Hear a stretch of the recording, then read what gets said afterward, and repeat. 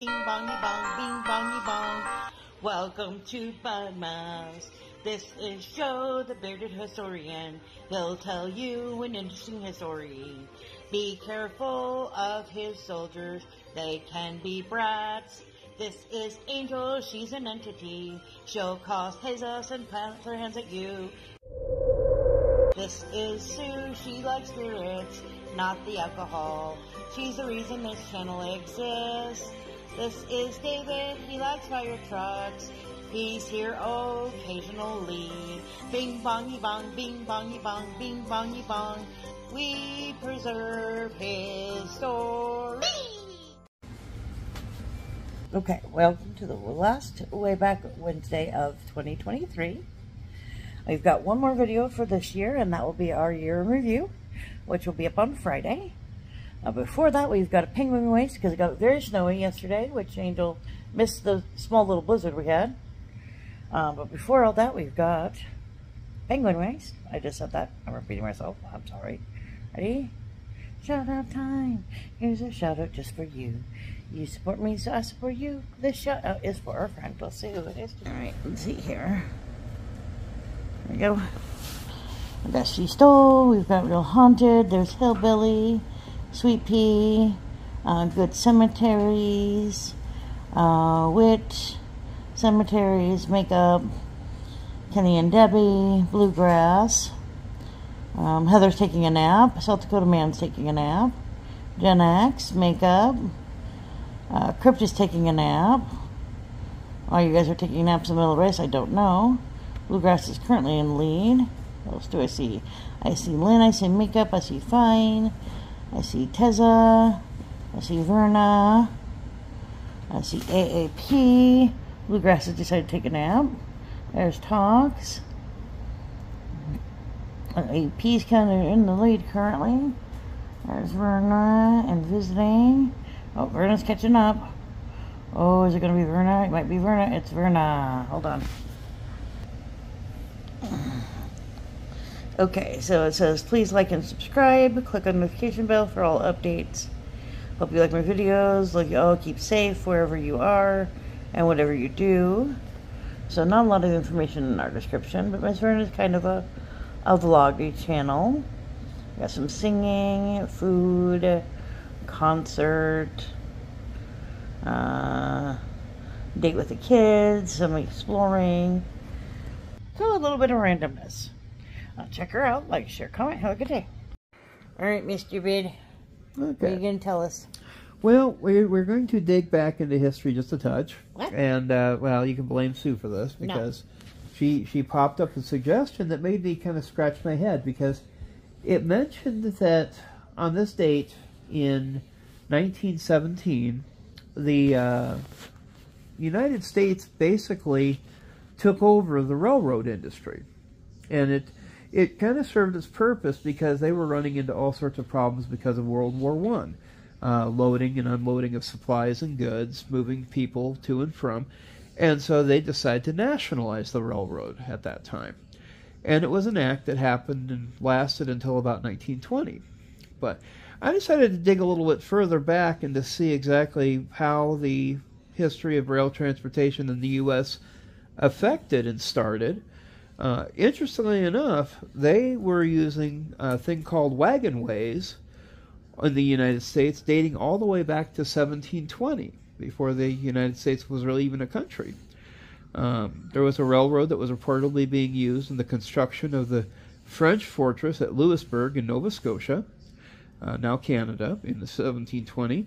And between 1762 and 64, at the close of the French and Indian War, a gravity railroad, or mechanized tramway, called Montresor's Tramway was built by the British military engineers up the steep riverside terrain near Niagara Falls Waterfalls escarpment on the Niagara Portage. Some of the local Senecas called it Crawl on All Fours in Lewiston, New York. Now, railroads, as we know, played a large role in the development of the United States from the Industrial Revolution in the Northeast to the settlement of the West, dating all the way to 1890. The American railroad mania began with the founding of the first passenger and freight line in the nation of the Baltimore and Ohio Railroad. Those of you who played Monopoly, this was the B&O Railroad. No. This started in 1827, and the laying of the first stone ceremonies and the beginning of long construction heading westward over obstacles of the Appalachian Mountains eastern chain the following year in 1828. Now, this flourished with continuous railway building projects for the next 45 years, until there was a financial panic in 1873, followed by a major economic depression, bankrupted many companies and temporarily stymied and ended growth. Now, the antebellum South started early to build railways that concentrated on short lines linking cotton regions to oceanic or river ports, and the absence of an intercontinental network was a major handicap during the Civil War. The North and Midwest constructed networks that linked every city in 1860 before the war. In the heavily settled Midwestern Corn Belt, over 80% of farms were within 5 miles of a railway, facilitating the shipment of grain, hogs, and cattle to national and international markets. A large number of these short lines were built, but due to the fast-developing financial system based on Wall Street and oriented to railway bonds, the majority were consolidated into about 20 trunk lines by 1890. State and local governments often subsidized lines, but rarely owed them. Now, the system was largely built by 1910, but the trucks that arrived to eat away at the freight traffic and the automobiles and later airplanes to devour the passenger traffic. After 1940, the use of diesel-electric locomotives made it much more efficient operations needed, fewer workers on the road and in repair shops. Well, a series of bankruptcies and consolidations left the rail system in the hands of a few large operations by the 1980s, and of course Amtrak became the government-owned operation for passenger service. But going back to those original days, railroads reportedly were used, as they said, in the construction in Nova Scotia. Now, there was an interesting one, an animal-powered leap year railroad was designed in 1810, and preceding successful experiment designed and built by merchant Thomas Leapier, the railway connected Chum Creek to Ridley Creek in Delaware County, Pennsylvania. Now, it was used until 1829, when it was temporarily replaced by the Leapier Canal. Then it was reopened to replace the canal in 1852. We can't make up which kind of transportation we want to use. No. This became the Crum Creek branch of the Baltimore and Philadelphia Railroad, which, of course, was part of the Baltimore and Ohio Railroad in 1887. This was the first railroad meant to be permanent and the first to evolve into trackage of a common carrier after intervening closure. In 1826, Massachusetts incorporated Quincy's Granite Railway as a common freight carrier to primarily haul granite for the construction of the Bunker Hill Monument. Operations began later that year and still had a section of it operating until the 1940s. Now, other railroads authorized by states in 1826 and constructed the following years include the Delaware and Hudson Canal Company's Gravity Railroad, the Mohawk and Hudson Railroad to carry freight and passengers around a bend in the Erie Canal, to link the port of Baltimore. Are you sure? Yes. To link the port of Baltimore to the Ohio River, the state of Maryland in 1827 chartered the Baltimore or Ohio Railroad, the B&O, and the first section of which opened in 1830. Similarly, the South Carolina Canal and Railroad Company was chartered in 1827 to connect Charleston to the Savannah River, and Pennsylvania built the main line of public works between Philadelphia and the Ohio River. Now, Americans had been following and copying British railroad technology. The Baltimore and Ohio Railroad was the first common carrier and started passenger train service in 1830, initially using horses to pull train cars. Now, the B&O in 1829 started developing a steam locomotive, which was commonly referred to as Tom Thumb by Peter Cooper. This was the first American-built locomotive to run in the U.S., although Thomas the Tank Engine. Huh? It's Thomas the Tank Engine. Close. Was the first built, although it was intended as a demonstration of the potential of steam traction rather than as a revenue-earning locomotive. Many of the earliest locomotives in the American railroads were imported from England, including the Stourbridge Lion and the John Bull, but a domestic locomotive manufacturing industry was quickly established with locomotives like the DeWitt Clinton, which was built in the 1830s. The B&O westwards route reached the Ohio River in 1852 and was the first eastern seaboard railroad to do so. By 1850, 9,000 miles of railroad lines had been built, and the federal government operated a land grant system between 1855 and 1871, though the new railway companies in the West were given millions of acres which they could sell or pledge to bondholders. Now, this is the mark that kind of makes your eyes go wide. A total of 129 million acres was granted to the railroads before the program ended, supplemented by further 51 million acres granted by the states and in various government subsidies. The program enabled the opening of numerous western lines, especially the Union Pacific, Central Pacific, with fast service from San Francisco to Omaha and east to Chicago. West of Chicago, many cities grew up as rail centers with repair shops and bases of technically literate workers. Railroads soon replaced the many canals and turnpikes, and by the 1870s had significantly displaced steamboats as well. Now, the railroads were superior to these alternate modes of transportation, particularly water routes, because they lowered costs in two ways. Canals and rivers were unavailable in the winter season due to freezing. That's what happens up here. And railroads ran year-round despite poor weather. The railroads also were safer.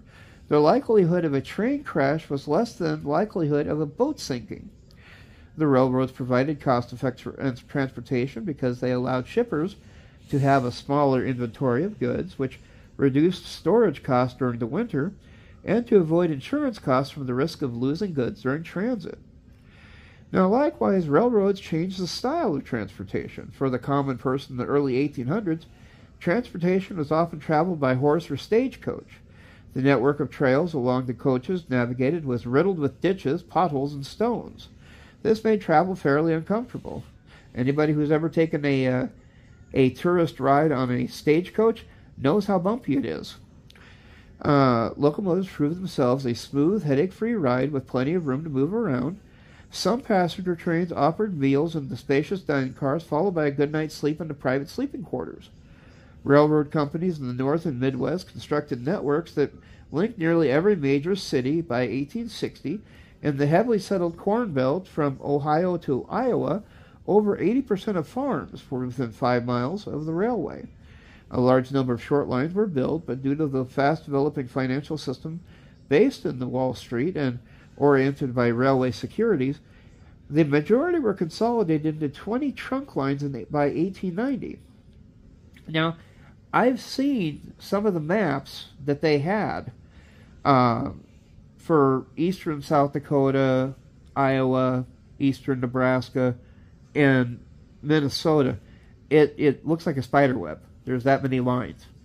And I think the biggest problem you would have is trying to make sure that you got on the right train if you were taking, say, going from Omaha to Rapid. Because, if you make the mistake of going on the wrong one, you might wind up in Brookings. But most of these railroads made money, and the ones that did were soon bought up and incorporated with larger systems or rationalized. Although the transcontinental railroads dominated the media, the completion of the first transcontinental railroad in 1869 dramatically symbolized the nation's unification after the divisiveness of the Civil War. Most construction actually took place in the industrial Northeast and agricultural Midwest, and was designed to minimize shipping times and costs. The railroads in the South were repaired and expanded, and then, after a lot of preparation, changed from a 5-foot gauge to the standard gauge of 4 foot 8.5 inches in 2 days in May of 1886. Now, with its extensive river system, the United States supported a large array of horse-drawn or mule-drawn barges on canals and paddle-wheel steamboats on rivers that competed with the railroads after 1850 until 1870s. The canals and steamboats lost out because of the dramatic increases in efficiency and speed of the railroads, which could go almost anywhere year-round. Here locally,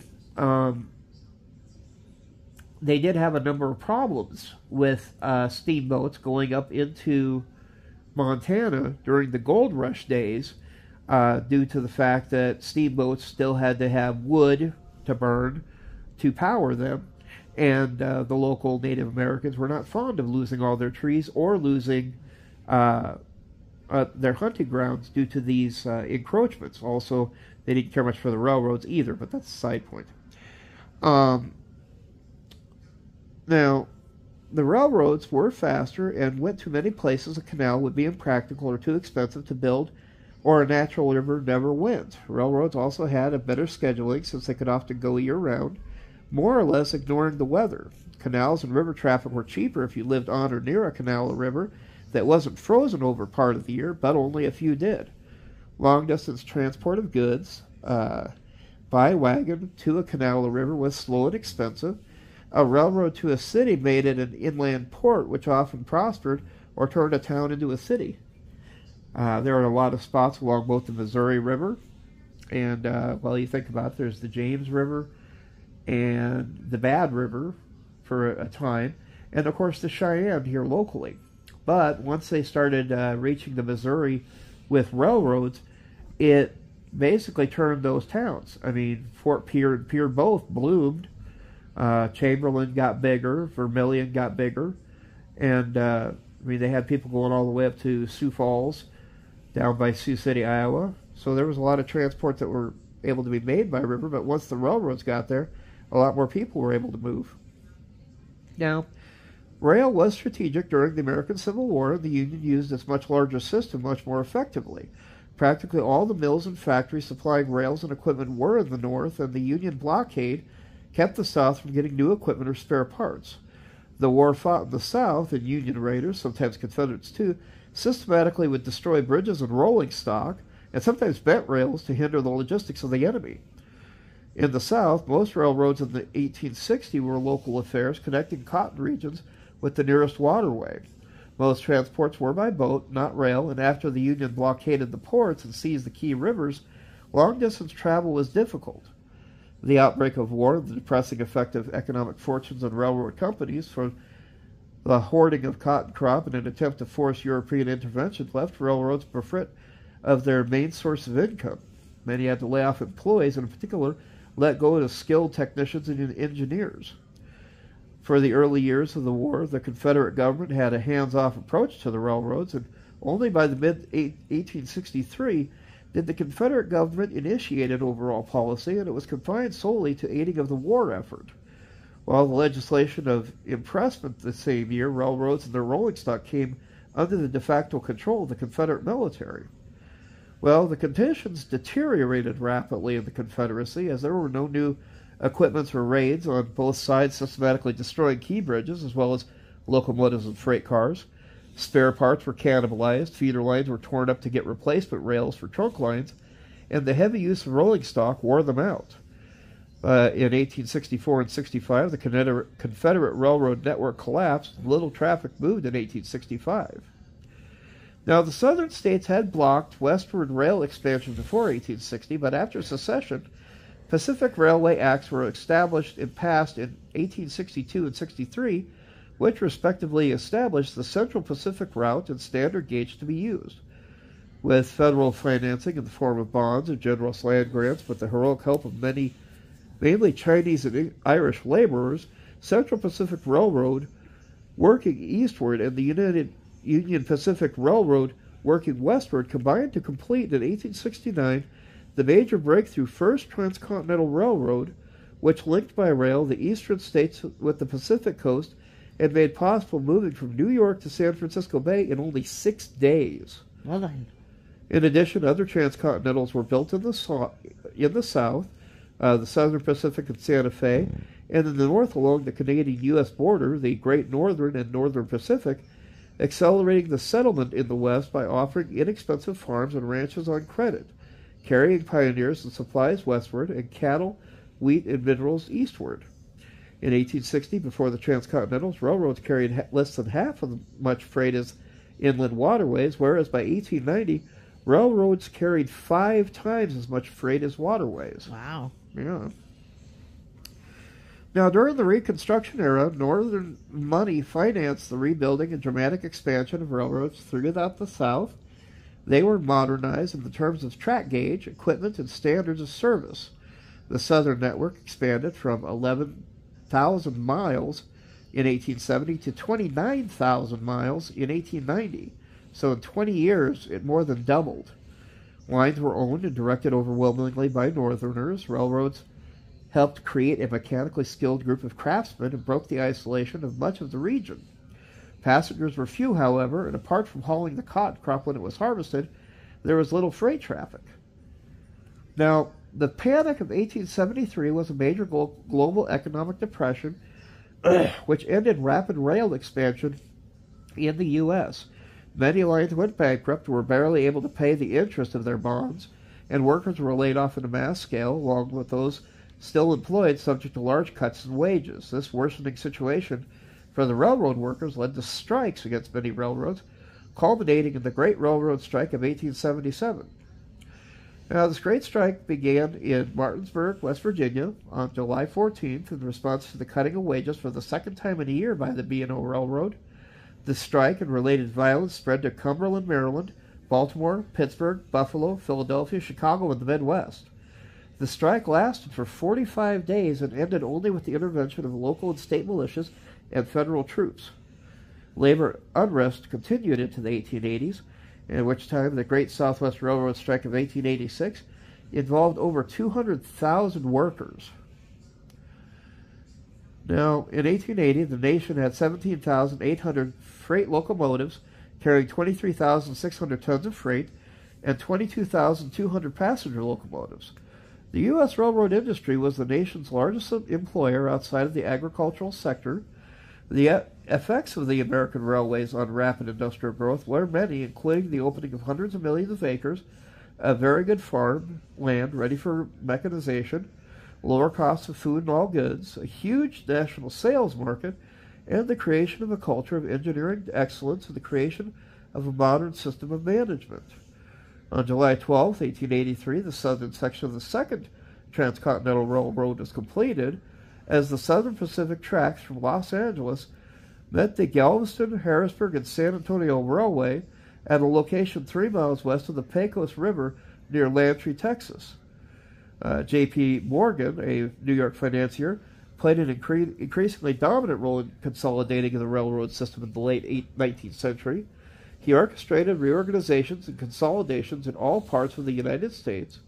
He raised large sums in Europe, but instead of only handling the funds, he helped the railroads reorganize and achieve greater efficiency. He fought against the speculators interested in speculative profits and built a vision of an integrated transportation system. In 1885, he reorganized the New York, West Shore, and Buffalo Railroad, leasing it to the New York Central. In 1886, he reorganized the Philadelphia and Reading, and in 1888, the Chesapeake and Ohio. He was heavily involved with the railroad tycoon James J. Hill and the Great Northern Railway. Now, industrialists such as Morgan, Cornelius Vanderbilt, and Jay Gould became wealthy through railroad ownerships, and large railroad companies such as the Grand Trunk Railway and the Southern Pacific Transportation Company, spanning several states. In response to monopolistic practices and other excesses of some railroads and their owners, Congress passed the Interstate Commerce Act and created the Interstate Commerce Commission in 1887. Remember the ICC, it's important. No. ICC indirectly controlled the business activities and railroads through the issuance of extensive regulations. Now, Morgan set up conferences in 1889 and 1890 that brought together railroad presidents in order to help the industry follow new laws and write agreements for the maintenance of public, reasonable, uniform, and stable rates. The conferences were the first of their kind, and by creating a community of interest among competing lines, paved the way for the great consolidations of the early 20th century. Congress responded by enacting antitrust legislation to prohibit monopolies of railroads, and that led to the beginning of the Sherman Antitrust Act in 1890. Oh. Now, a panic hit in 1893. It was the largest economic depression in the United States history at the time. It was the result of railroad overbuilding and shaky railroad financing and set off a series of bank failures. 1/4 of U.S. railroads had failed by the mid-1894, representing over 40,000 miles. The failed lines include the Northern Pacific Railway, the Union Pacific Railroad, and the Atchison, Topeka, and Santa Fe Railroad. Now, acquisitions of the bankrupt companies led to further consolidation of ownership.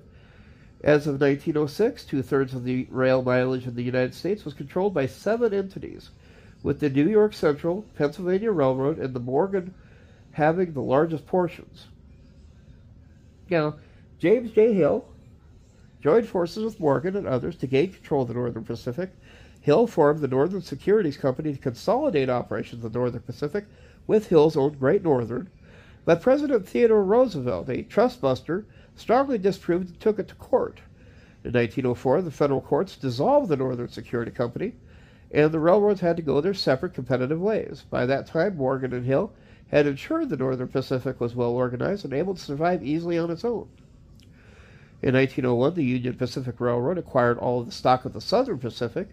The federal government charged the Union Pacific with violating the Sherman Act, and in 1913, the Supreme Court ordered the Union Pacific to divest itself of all SP stock.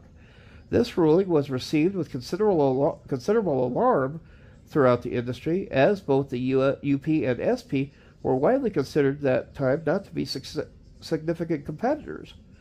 Later in the 20th century, the different economic conditions and changes in the law, the UP successfully acquired the SP.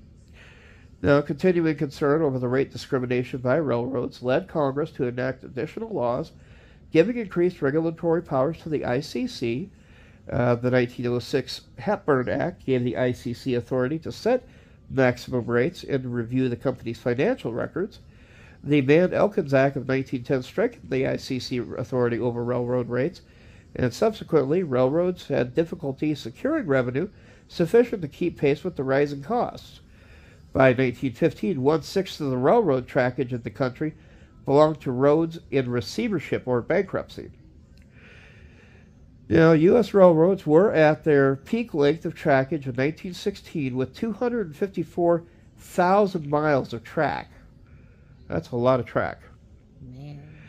Now, the United States Railroad Administration temporarily took over management of railroads during World War I to address inadequacy in critical facilities throughout the overall system, such as terminals, trackage, and rolling stock.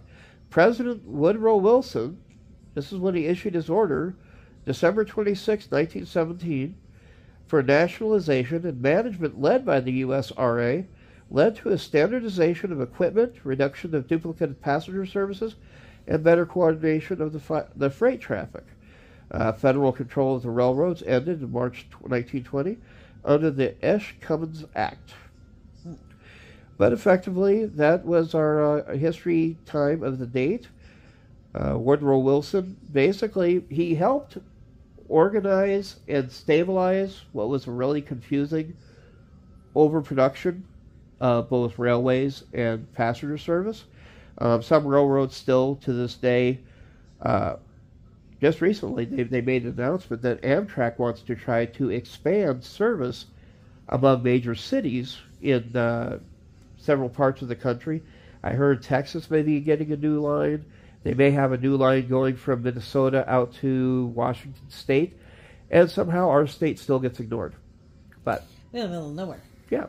But this has been your Dated History from the Bearded Historian. You folks have a good one, and we will talk to you tomorrow. Maybe. Bye-bye.